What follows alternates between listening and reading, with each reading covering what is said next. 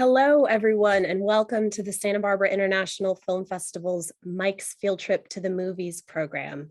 My name is Claire Waterhouse, and I oversee all of the education programs for SBIFF. And we are so thrilled to be able to honor and show Disney's Encanto, the Oscar-nominated Encanto. And we have very special guests with us this afternoon. And it's my absolute pleasure to introduce you to the heads of animation, Kira Lehtomaki and Renato dos Anjos, who we have with us today. Welcome, Kira. Welcome, Renato. We so appreciate you being here and speaking to our students and teachers. Thank you. I'd like to start by having you both just tell us a little bit about what your job is. In your own words, both of you, what it is that being a head of animation, what does that entail? So Renato, do you want to tell us first and just hear from both of you about everything that you do? Sure. Yeah, our job is, we work in the animation department. As you think of animation, there's different types of animation, right? There's effects animation that deals with, liquids and water and fire and things like that. Our job, Karen and I, we work in the character animation department. Basically, anything to do with how the characters move or how they act, anything related to the characters in the film. So, and Kira and I's responsibility is to oversee the animation department. Our team was it was a little bit over 100 animators working on the film, and the two of us were responsible to kind of work with the department to make sure every character was animated in the way the directors had envisioned, and work all the way from the beginning of production when we're creating those characters all the way through the end of production when the shots or when the animation is finishing through production. So, Kira. Yeah. So even though we're overseeing like a very large team of people, like at the core, both Renato and I are animators, and always like to just think of animators as actors. So we have these wonderful voice actors that come in and provide the vocal performance, and they record their lines first, and then the animators go in and create the physical performances with the characters to make you believe that those voices are coming out of those characters.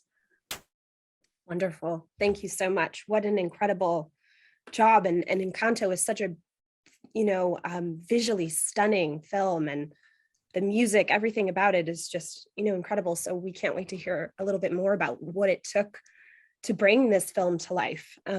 Excuse me. So I'm going to start with some questions. We have a lot of questions for you from students. So I'll start with a question for you, Kira, from Peyton M, from Miss Lee's 5th grade class at Ralph Dunlap Elementary School. Peyton would like to know, where did you learn how to design films? Peyton, that is a big, important question.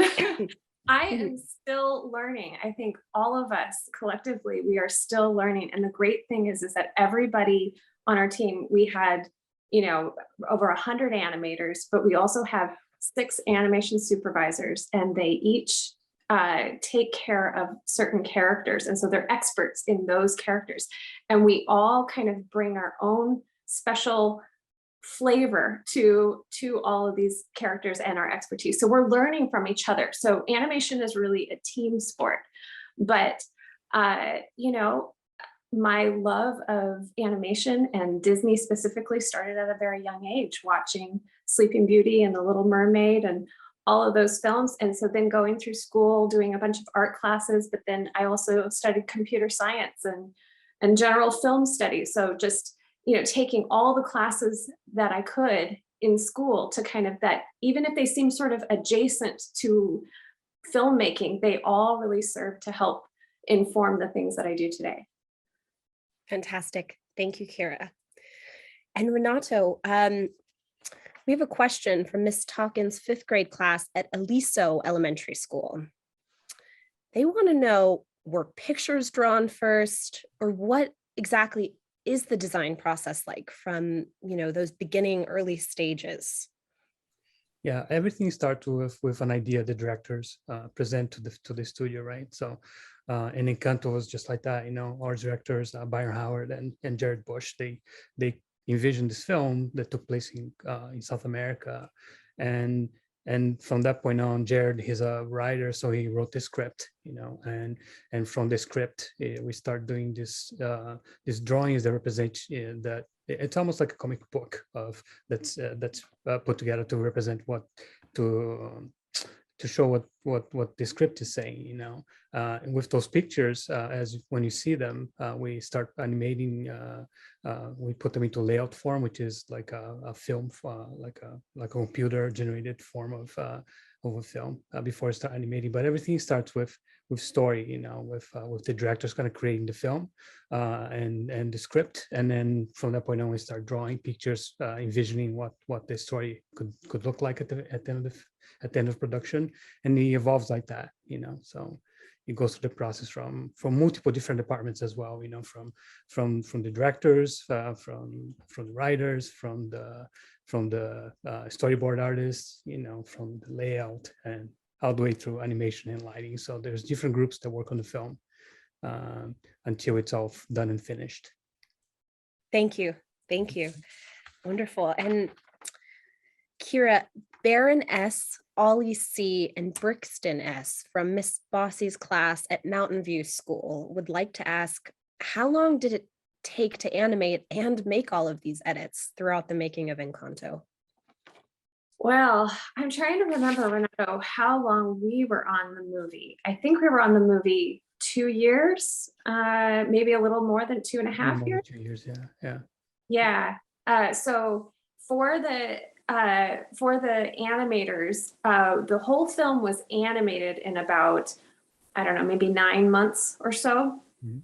But getting to be heads of animation, it's really fun because you get to roll onto the movie early and be there before it's ready to be animated. So you can be a part of that story and script process and kind of help envision, like, what is it going to be?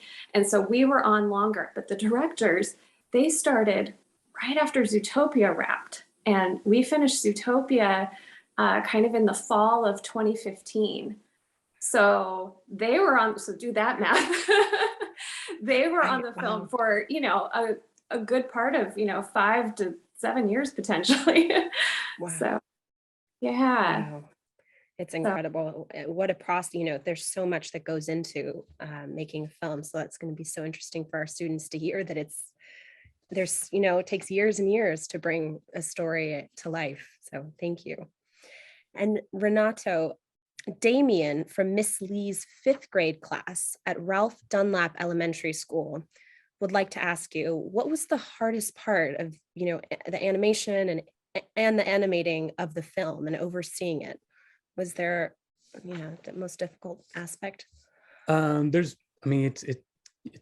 was a very complex film, as if you see on the screen, multiple characters. We're picturing this whole family, and each member of the family needed to be an individual. And I think by far Mirabelle was the most challenging character because she's the main character on the film.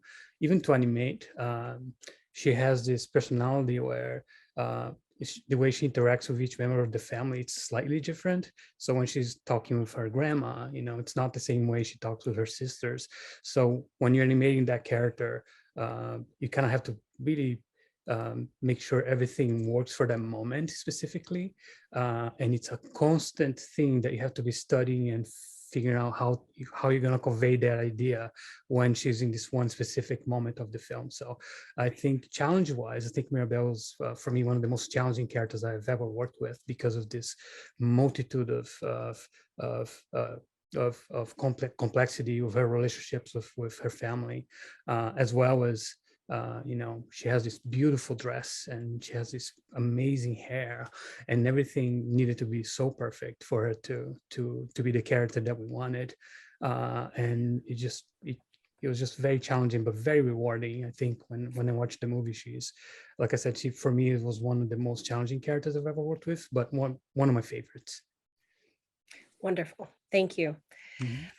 And for both of you, Kira and Renato, what was Dyra C. from Miss Lee's 5th grade class at Ralph Dunlap Elementary would like to ask you both, what was the first animation that you worked on? Well, we have the same answer for that one. Well, at Disney, we have the same answer for at Disney, which was Bolt. That came out in 2008. Wow. Yeah, That's yeah, amazing. on both, so which is great. Wow. Yeah, Kira's been a good friend for me for many years, and she's so inspiring too. So, being lucky to work with her for since the day it started, pretty much.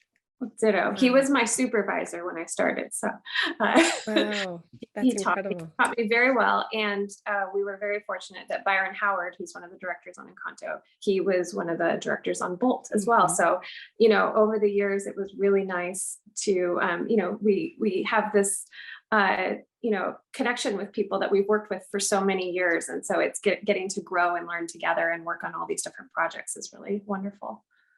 How special. That's incredible. It's so nice when you can build those relationships, and that's great. Thank you. And Kira, Cisco from Miss Lee's 5th grade class at Ralph Dunlap would like to ask you, was it hard, you know, to perfect the ideas of the writers, producers, and directors? And, you know, how difficult was that process? Short answer is yes, it's hard, but really, really fun. I think, you know, Cisco, sometimes the things that are the most challenging are also the most rewarding, because, you know, if it's easy, anybody would just say, okay, you know, you don't have to try that hard.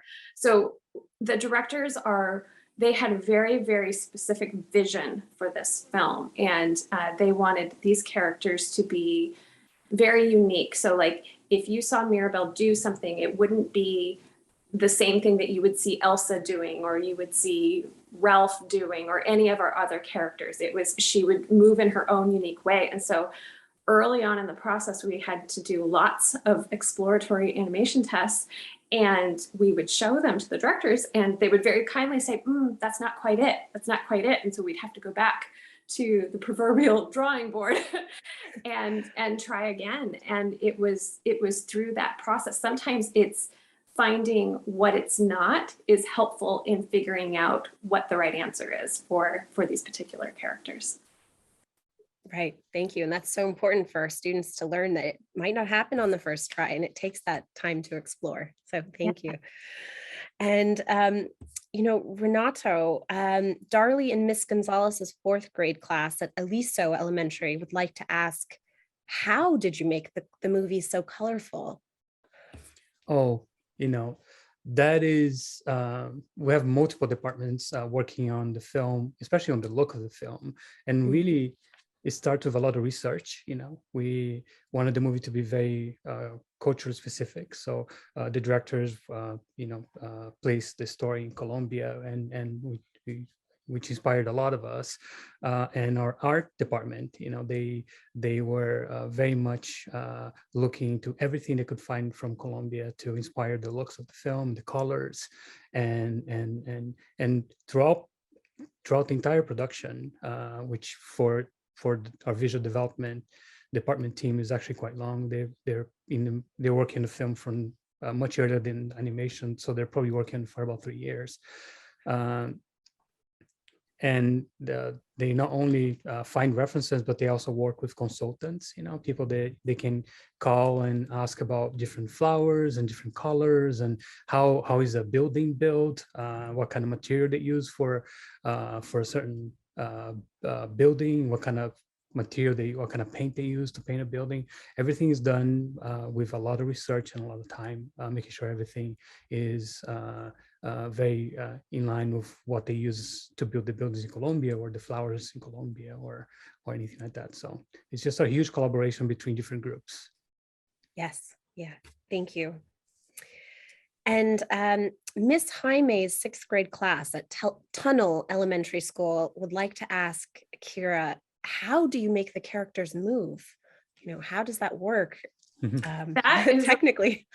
That is a really good question. So there are kind of 2 different ways. So early on in the process, Renato is an amazing hand-drawn animator. So early on in the process, he sat down at his drawing board and did drawings of Mirabel, like 1 per piece of paper.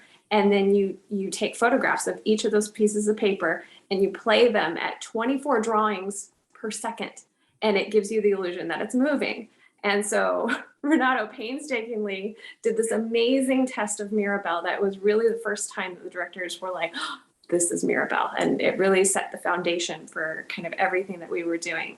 And then when we went to animate on the film, you can think of Mirabelle, like we have modelers and riggers that create these characters in 3D inside the computer. So as animators, we essentially have these 3D puppets that we can move around.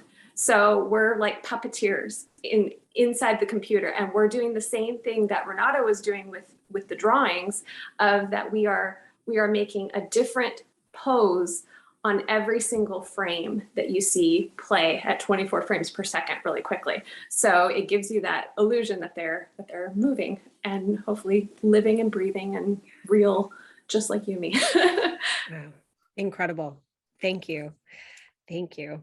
And that answers Daniel T's question from Miss Lee's class. He was asking about models and that process, if you use them. And Ved, as sixth grader, and Miss Lancaster had asked about frames per second. So thank you.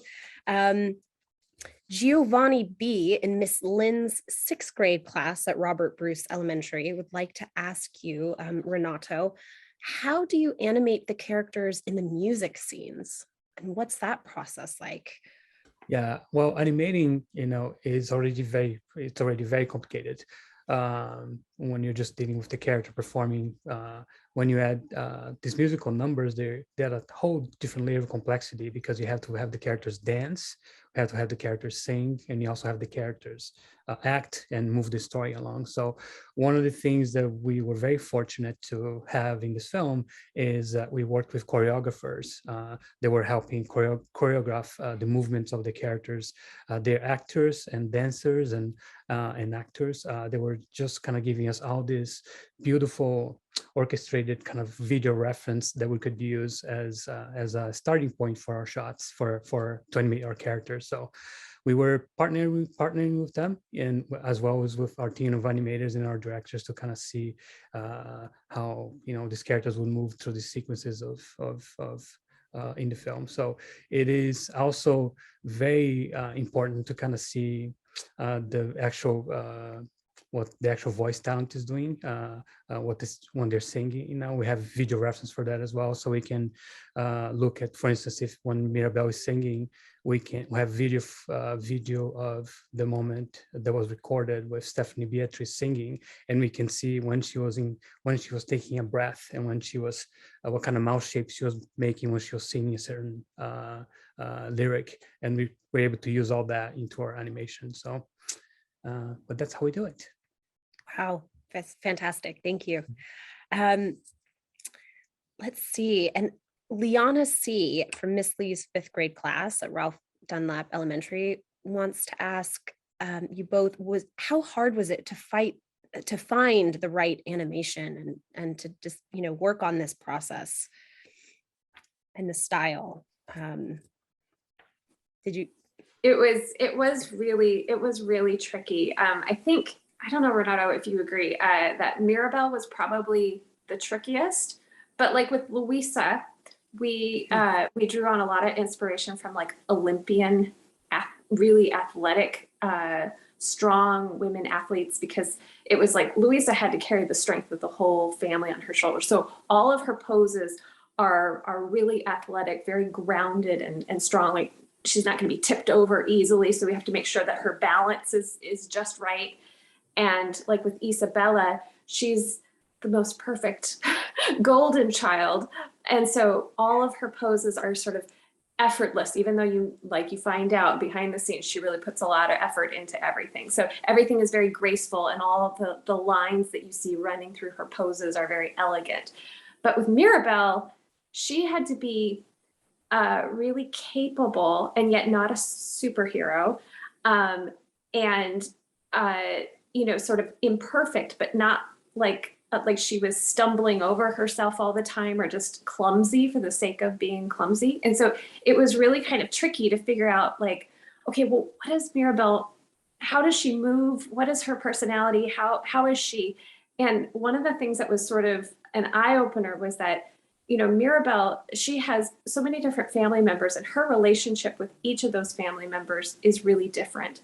And she sort of changes her attitude depending on who she's with. So, when she's with Isabella, there's sort of an antagonistic relationship between the two of them. So her attitude and her body posing and all of that stuff is a little different with her. But when she's with Abuela, she feels really inadequate. She's part of this amazing family and she doesn't feel like she belongs.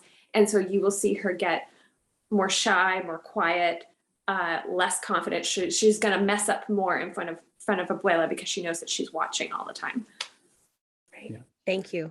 Yeah, first to add a little bit to that, another thing that I think helped us find the style of animation in the film was really all the research that we did to see how people in Colombia relate to one another.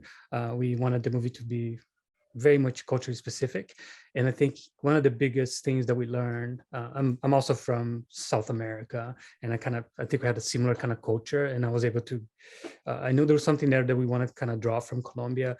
And one of the biggest things that I think we did on the film was the people proximity. It's if you look at Encanto, it really reflects how warm the relationship is between people in Colombia. There's a lot of more physical interaction, a lot of this kind of really tactile physical contact, and that was something that we wanted to portray in the film, and make sure the film kind of took place in Colombia, and the way people interact with one another, especially on a big family like that. It's very specific, and we wanted to show that in the film. So that helped the style of animation that you see in the film. It's so fascinating, and yeah, thank you. At Jamila R., a sixth grader at Leonora Fillmore Elementary School, Kira would like to ask, do you take breaks? Do you plan out the story before or while you're doing the scenes? What does that look like for you? Well, it's always important to take breaks because, it's one of those things where you can kind of get blind to your own work, and so that's why I said earlier, animation is a team sport because we really have to take a break, show each other our work and get feedback. Getting feedback on your work is one of the most important parts of our jobs. And so we do that. But you would think that the story would be like all figured out and then we would just make it. But no, the directors and the writers are constantly, they are also getting feedback from each other and from the whole studio. We have many screenings throughout the production. And so we all give feedback on the story and we keep tweaking it and trying to make it the best it can be because we really want the story to be as heartfelt and as amazing as our minds are envisioning it to be. And communicating that is sometimes tricky. We have the best intention, but sometimes it's not coming across exactly right. So there will be changes in the story, not right at the very end, but all the way through the process as we're working. And so sometimes we go back and we have to redo things, and but we want to because we want it to make it the best that it can be. Thank you.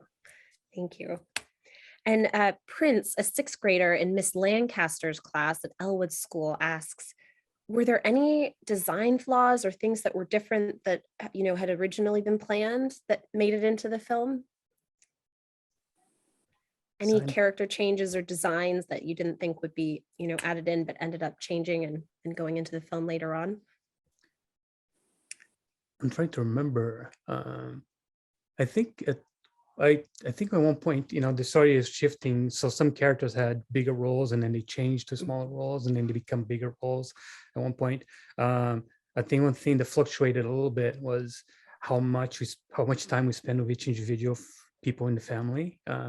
I think at one point, the movie was so much focused on Mirabelle that we hardly got to know the sisters, and then there was a shift to our production to kind of make sure there was a little bit more of a balance in there. So the sisters became more of a bigger part, took a bigger part in the film.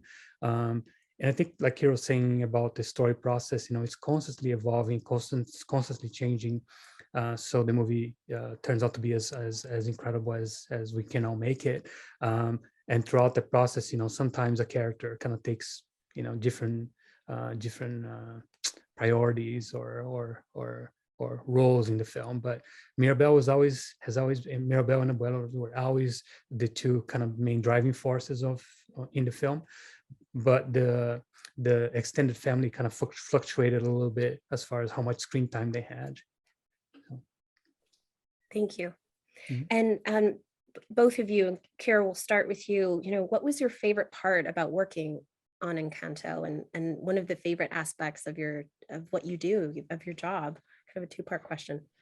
Well, I love Disney musicals, and as Renato mentioned, so much of this movie was really about doing kind of the research and having great collaborators in our consultants and just a myriad of things. And it always amazes me of how fun our jobs can be. In that, when we were doing the musical numbers, we got a choreographer, and he had an assistant who is actually Colombian American, and she stayed on with us. So they went, we showed them the storyboards for We Don't Talk About Bruno. That was the first song that we got to animate. Showed them the storyboards for We Don't Talk About Bruno, talked them through who each of these characters were.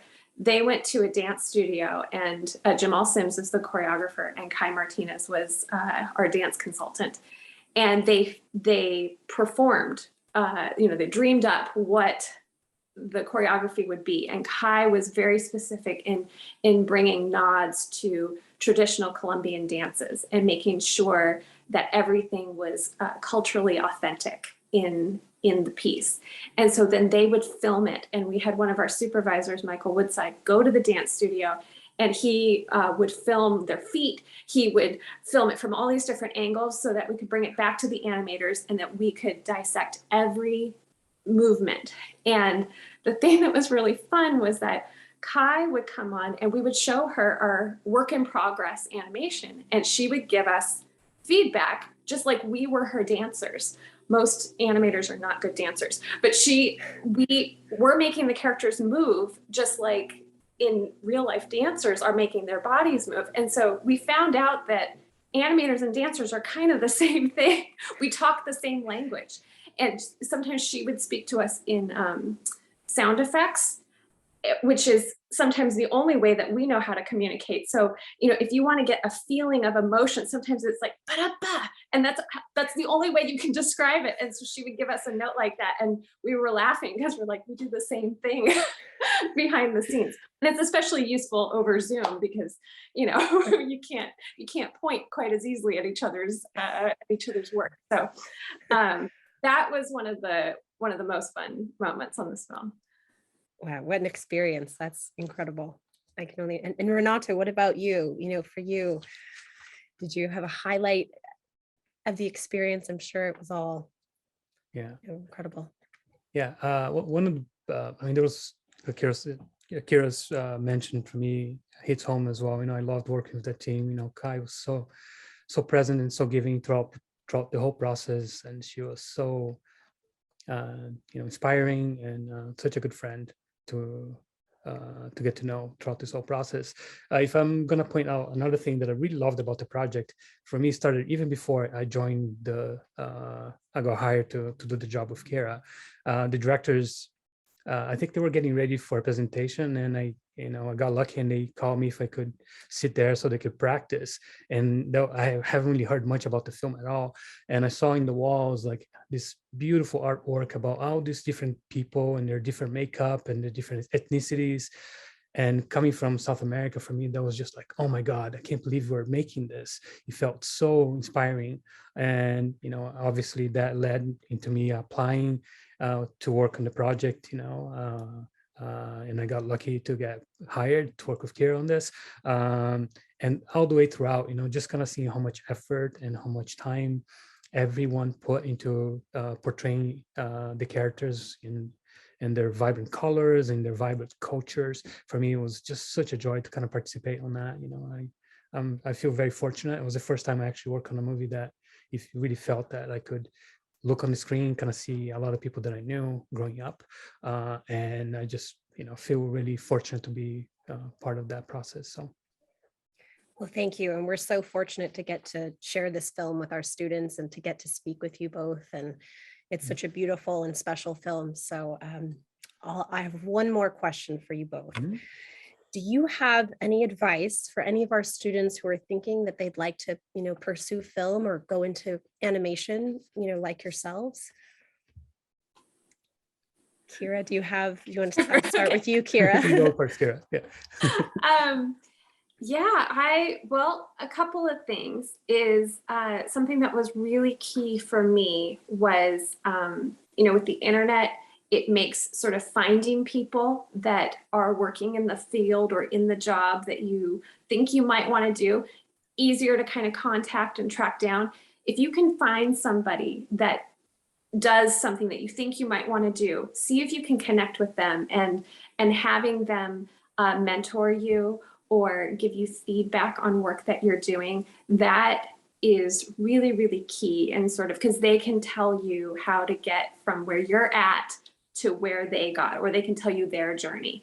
And that was something that was really helpful for me after I went to college. I got involved in this online program where I was mentored by animators working in the major studios. And they finally were able to give me feedback and tell me from a feature animation quality level, how did my work measure up? What did I need to improve in order to get to the studio that they were at? And then the other thing is I had a very meandering path to the studio. I always, since I was literally 3 years old, I wanted to be a Disney animator. So I am living my dream. This is an absolute dream job. But it took me a really hard time to figure out how to do it because the industry changed. It started out in hand-drawn animation, and then computer animation came along, and technology is constantly shifting and changing and challenging the art and inspiring the art. And so, in 5, 10, 15 years from now, our jobs may look quite different. I think the essence of them will remain, but the equipment and the tools that we're using will probably be drastically different. Probably be all like virtual reality or something. I don't know. But just so I did computer science. I did art. I was even a French major for a while because I knew Disney had a studio in Paris. It's not there anymore, but I thought, oh, maybe I need to speak French so I can work there. So, but there's anywhere where you're at, there is something that you can learn in that moment. And so don't lose heart. Like, don't give up. Just kind of take stock of where you're at and see what you can learn from that moment, because more often than not, those experiences will enrich whatever dream you have and wherever you want to go, especially in film, because most of storytelling and filmmaking is about, our experiences and bringing our personal stories to the screen. So that's wonderful. Thank you so much, Kira. And Renato, what about you? Do you have any advice for our students on how they can start to think about, their next steps in film or animation? Yeah, I agree with Kira. Finding people that can help you, for me, it was the lifeline I had to kind of get me through into this profession. I started very early. I was actually 14 when I got my first internship, and that was through a friend. So what I was doing as a kid, I was pretty young, and I was doing just kind of drawing, doing my little comic books. And this guy, a family friend who worked in animation, he saw what I was doing, and he helped me a little bit. And then eventually, over time, I was just really engaged with him. Anytime he came to our house to visit, I would show my drawings and I would ask for feedback. And I think my pursuit of kind of trying to get better, I think really helped him see something in me, and that ended up kind of becoming an opportunity for me to work at the studio where he was working. So I always feel like these connections are really important. Finding people that are like-minded, finding people that you can show your work to get feedback. It for me helped a lot. So I highly encourage doing that. There's a lot of, if you look at these films, if you find a film that you love, if you see filming during the festival, you can easily kind of go online and try to find talks from the filmmakers. There's a lot of the material out there, so you can kind of hear how they make the film. You can hear about the cinematography, you can hear about the lighting, the costume design. There's a lot of that out there for you to get inspired by it. But the main thing for me, I would really highly recommend trying to find people that you connect and that can constantly throughout the years kind of find them to give you feedback on your work and help you guide your career. So I think that's really important. It's fantastic. Thank you both so much. We're so appreciative. It's been such a treat to have both of you as our guests. We are loving Encanto, and our students and teachers are just so thrilled to get to share this film. And we're so thankful to you to help us enrich the filmmaking process and experience, and help our students learn more about what it takes to make a film and all the beautiful work you do and what you did to bring this film to life. So we thank you again from everyone on behalf of SBIFF and Mike's Field Trip to the Movies. Thank you both so much, and we can't wait to see your next film. Thank you so much. It was a pleasure to be here. Thank you. Thank you.